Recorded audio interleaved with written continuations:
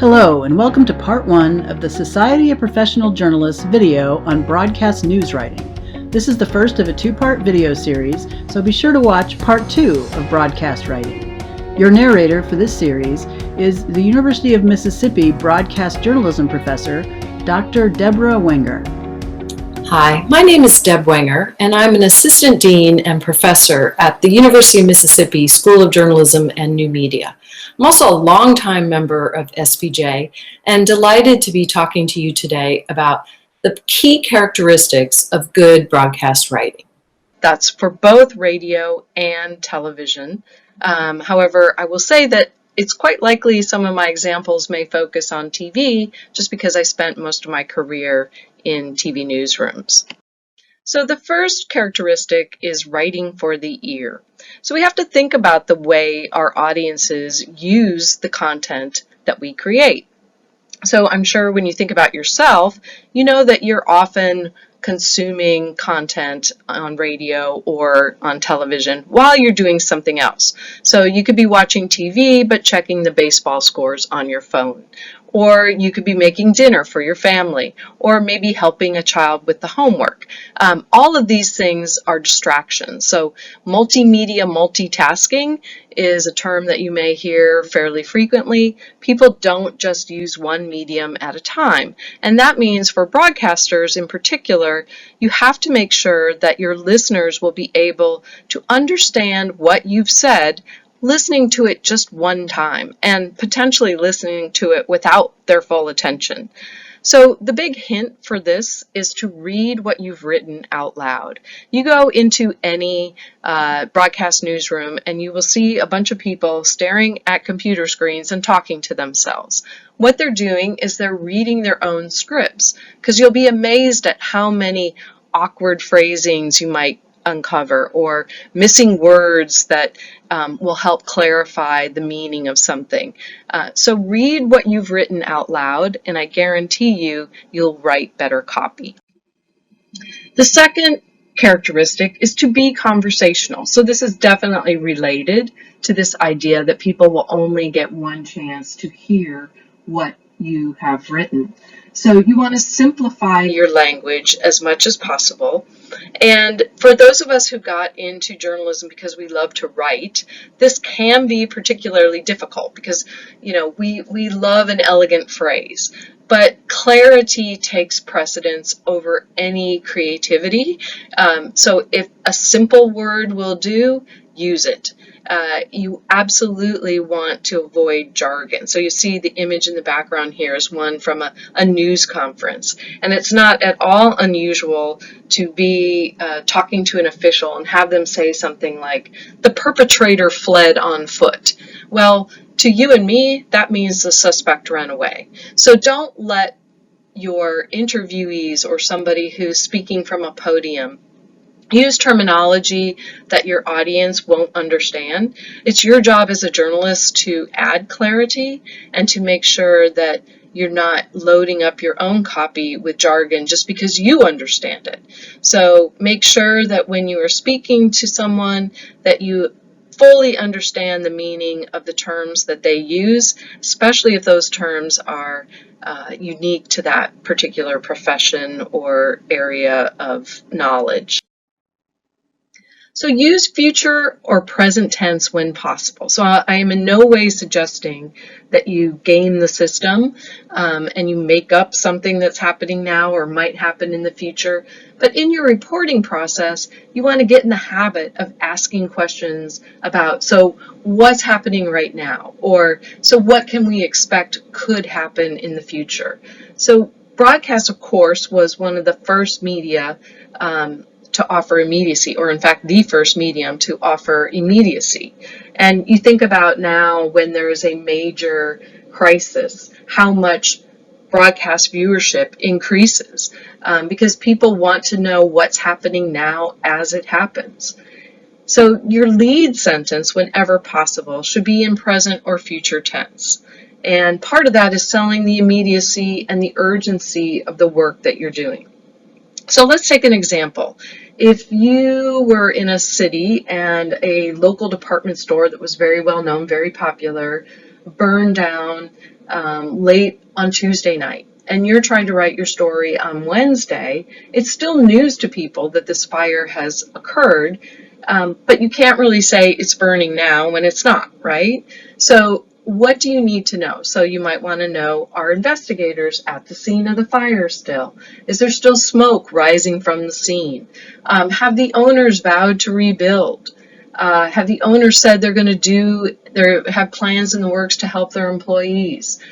Any one of those pieces of information could be used to write a present tense or future tense lead that sells the urgency of that story, even though the fire was essentially the previous day. So tonight, the owners of Nielsen's department store vow to rebuild, or right now, investigators are on the scene of a fire at Nielsen's department store, which wiped out the building. Either of those sells that urgency and the immediacy of the medium. The fourth characteristic is to write in short declarative sentences. So in broadcast, more so than just about any place other than maybe Twitter when it used to have its character limits, brevity is rewarded. So the more concise you are, the more likely it is that you'll be able to deliver more content to more people, right? So if your news organization has a 5-minute radio broadcast, it's going to be hard to get very many stories in there if all the stories run a minute and a half. So the shorter you can make your content while retaining the meaning, the better for both the audience and for your news organization. So when you're writing, keep it to one idea per sentence. So you really want to avoid compound and complex sentences. If you have a bunch of sentences that have ands and buts and howevers and alsos, consider turning each of those long sentences into 2 shorter sentences. Or think about whether or not you can deliver that content in one breath. If you have to take a breath while you're reading a particular piece of copy, a particular sentence in a piece of copy, you're going to want to turn that sentence into 2 or maybe even 3. So one hint as to how to make sure that your copy is as concise as possible is to read through it and consider what words you could take out and still retain the meaning. Here's an example, 53 varieties of flowers. Well, you don't necessarily have to say 53 different varieties of flowers. So you don't necessarily have to say 53 different varieties of flowers. You can take out that word different because varieties already communicates that information. So it's 53 varieties of flowers or 53 different flowers are fine, but you don't need both words. So the final characteristic is to write in active voice. And I think this is the one that trips up inexperienced writers more than any other. So first of all, it has nothing to do with verb tense. The opposite of active voice, of course, is passive voice, but passive and past tense are not related. So you can have a passive past tense sentence and an active past tense sentence. So here's an example. Let's say your state legislature has just passed a budget bill. So if you say something like, the state legislature passed its budget bill early this morning, that's past tense, but it is not passive. If you say, the new state budget bill was passed by the state legislature this morning, now it is passive and past tense. So that word by is often a clue that you have written in past tense. The ball was hit by the boy is passive, but the boy hit the ball is active. So in active voice, the subject performs the action. Another hint in terms of how to think about this is good active voice forces attribution. So if you're writing a story about a defendant being sentenced, if you say the defendant was sentenced to 15 years in prison, that's passive. If you say the judge, if you attribute where the information came from, The judge sentenced the defendant to 15 years in prison. Now you're in active voice. So again, it's part of selling the urgency, the immediacy, and who did what in your writing. So let's take a quick look at a lead that was written for print or for online. The first curfew has been ordered, and the 12 casinos in South Mississippi will close Tuesday as Tropical Storm Gordon aims at the coast.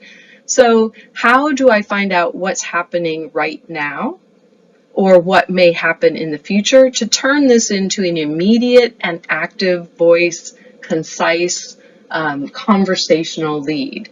So we might contact the casino owners and find out, what they're anticipating will be the impact of this. So you could write a lead in future tense to say, local casino owners are worried about the economic impact of a curfew on their businesses. Or you could do something that's happening right now. Local casino owners are under a curfew as Tropical Storm Gordon, bears down on the South Mississippi coast. So again, you can come up with good, urgent, active, simple, concise leads, but you need to really think about it. And there's probably no other part of your story that's more important than your lead, because that's where people decide whether or not to keep listening.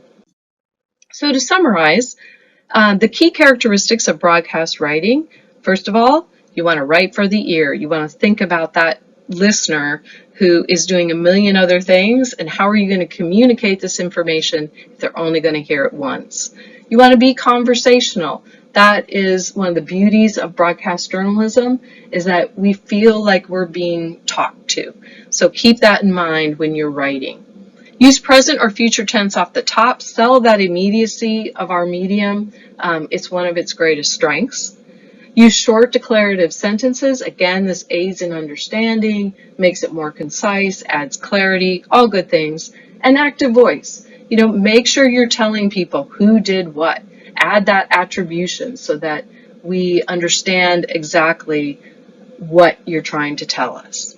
So I hope you found this useful, and I hope you'll take advantage of a second video about broadcast writing that talks specifically about writing to pictures and to sound.